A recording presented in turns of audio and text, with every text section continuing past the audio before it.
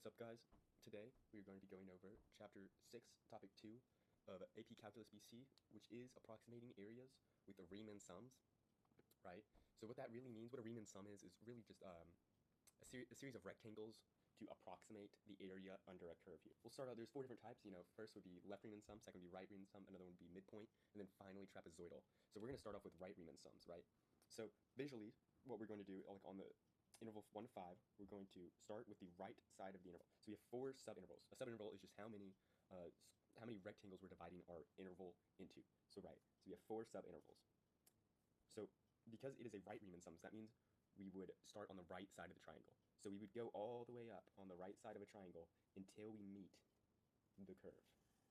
And then we would just go over to our left side, and then that would be our first subinterval. So how we would actually solve for this mathematically would be, so first we have our equation, which is f of x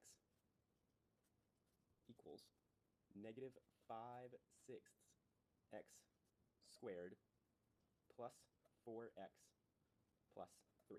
So that is the equation for the curve right here, right? And so how we would find the area of these rectangles is first we would take, so first we would add them all up. So first we would go and find where the curve is right here. So we just do we would do f of 2, and that would be times 1.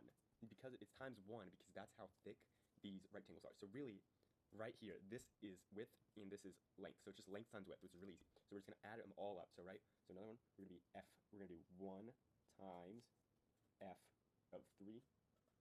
And notice how we're using the right side of these triangles because that's where it meets the curve, right? And then we're going to do plus 1 f of 4 plus 1 times f of 5, right? So there we go. And then we would add all these up. All right, so we have added all these up, and all these added up is 23. So that would be our answer for right Riemann sums. So let's see what we would get with a left Riemann sum.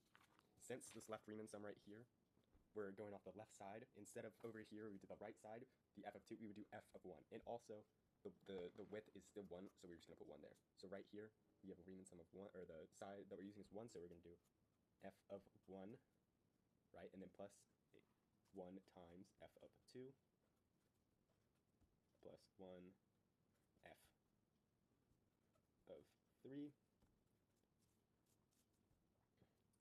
And then finally, plus 1 brackets f of 4. Right. So we have some. And then we would add all of these up, and we would get 27. And have you noticed we didn't use f of 5 because we don't use that side right here. And in right Riemann sum, we don't use f of 1 because we don't use that side here. So we can see there is a difference. We got 27 on the left Riemann sum right here, and then we got 23 on the right Riemann sum, which is right here. So we have those two. But there is different ones we could use. We could use something called a midpoint Riemann sum. So a midpoint Riemann sum is exactly what it sounds. We're not using the left or the right side of the subinterval. I mean, we are using the middle point of it. So if we get a new graph here, we have our interval 1 to 5, midpoint. Instead of using the left side or the right side, we would use the middle. So we'd get right here in the middle, right? So 1.5. We would go all the way up in the middle of this square. It'd be about right here. So we go over here, over here. Then we get all of these. Okay, so we're going to start on to find mathematically how to find midpoint Riemann sum. So it's really not that hard, but especially like with a 1 subinterval, we can obviously see it's like 1.5, f of 1.5, right? But if you have more complex subintervals and like fractions of, it's really easy just to find out now while it's easy, and then you can apply it later. So first you're going to use your width, which is just 1, and then you're going to do your f of. And so to find the f of, we're going to add 1, the x value, the two ends of your x value. So in this case, it would be 1 and 2, and then divide it by 2, right? So this would be 1 plus 2, right? And then divided by 2, which would be 1.5, right? So we do 1.5, right? And make sure that you're not averaging out the f of x's and just the x's to get your new x over here, right? Okay, so now we're going to add all these up. We're going to find what f of 1.5 is, 2.5, 3.5, 4.5 is. Then we're going to multiply them by 1, and then we're going to add them all up. All of those added up would be 155 over 6. So that would be our answer for a midpoint that roughly equals 25.8. So again, that seems to be a little bit, as we can see from our left Riemann sum over here and our right Riemann sum right here, 27, 23, and then we have about a 25. So like we're right in the middle of these, so I think that left Riemann sum was an overestimate, right Riemann sum was an underestimate, and then midpoint is a sweet spot in the center. But we have one more, which is even more accurate than these three, and that would, of course, be trapezoidal Riemann sum, right? And as you might see from the name trapezoidal, you would draw lines from both sides of the subinterval, so 1 and 2, all the way up to when they meet the curve, right? Instead of we would draw like just straight line from 1 to 2. So write this. As you can see, it's very, very accurate. See, there's very little space out, right? And so let's do them all. Draw it out for all of them. So here we miss a little bit. In this one, we barely miss any. In this one, we get pretty spot on. As you can see, they're very good, right? Okay, so here we go. We have all these.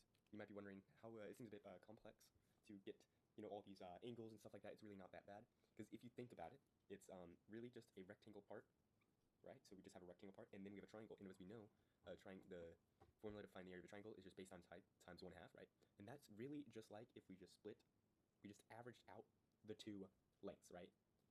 So how would we would do this, right? So we would first go our width, so 1, and then we would do we're going to average out our two lengths. So we do f of 1 plus f of 2, and then divided by 2, right? So what this does is just averages it out, because if you really think about it, it's really just like that.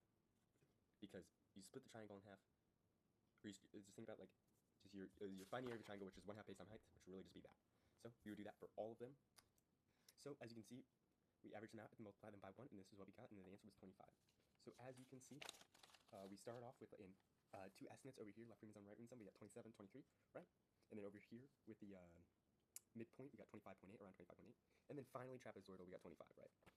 Okay, so we're going to do another problem using trapezoidal, and this time we're going to have a table. So it says right here we need 4 subintervals.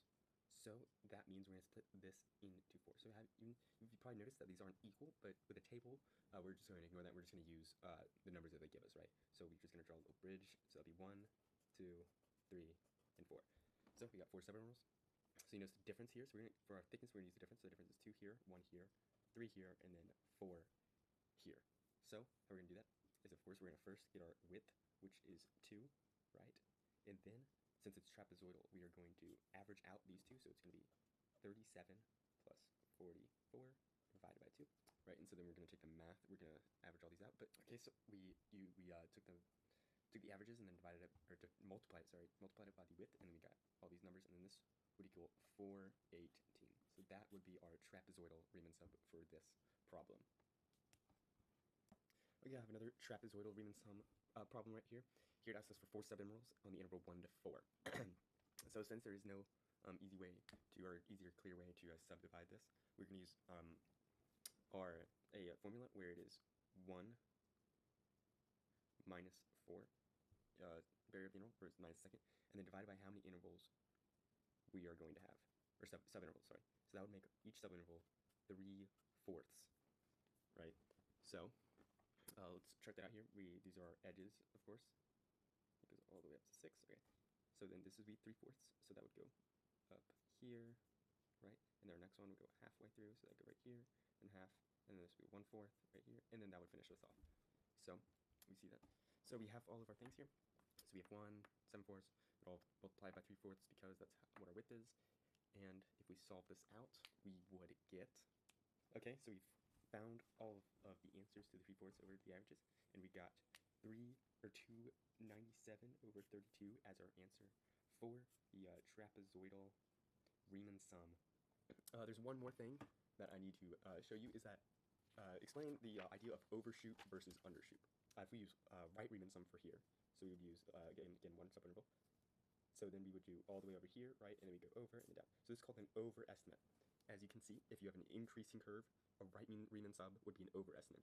But if you have an increasing curve but use left Riemann sum, you would get something called an underestimate. Sorry, and then you do this, and then you go over, but you can see there's still a lot of gaps that we didn't fill, but there's over here with the overestimate, we see we caught some that we didn't need, that's not under the curve. So, but, however, if there's a decreasing curve, right, obviously it's going to be a right Riemann sum, it's not going to be, right Riemann sum is going to be under, an underestimate, left Riemann sum is going to be overestimate. A graph with a concavity, right, so let's say we had concave up, right, a trapezoidal estimate would not work, because there's a concave up. So you can see that if we do this, we got these two things, we would cross over and then we get stuff that we would, that's not under the curve, so this would be an overestimate.